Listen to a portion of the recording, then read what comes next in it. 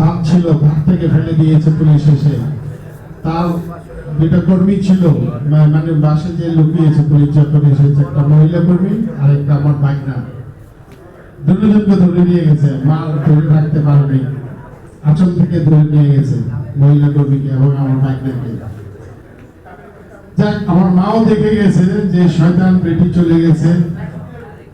তাদের স্বপ্ন ছিল যে এই দেশ একদিন স্বাধীন হবে। আল্লাহ রহমতে সেটা হয়েছে, স্বাধীনতা আমরা আবার পেয়েছি। আপনাদের কাছে আমি একটু বলি, আপনাদের দাবি তিনটা। একটা হলো মাতৃভূমি, আপনাদের জন্মভূমি কামরাঙ্গীচর, সেটাকে কিভাবে ধরে রাখবেন।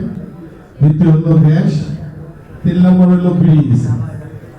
আশা করি আপনাদের মাতৃভূমি রক্ষার জন্য আমি যেখানে যেখানে যা করার দরকার, আমি এবং আমার পাশের যে ঢাকা 10 রবি ভাইয়ের সাথে এইমাত্র আলাপ হয়েছে, আমরা যৌথভাবে এই আন্দোলনে শরীক হব। কারণ ওনার 55 নম্বর ওয়ার্ড করেছে, আমার করেছে 56 এবং 57।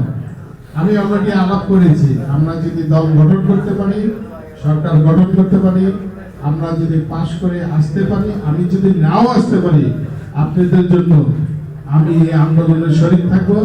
আমি এবং রবি ভাই কিছুক্ষণ আগে নাই শুনতেছিল, বললাম যে আমরা দুইজনই চেয়ারম্যানের সাথে কথা বলবো এই ব্যাপারটা নিয়ে। এই জিনিসটা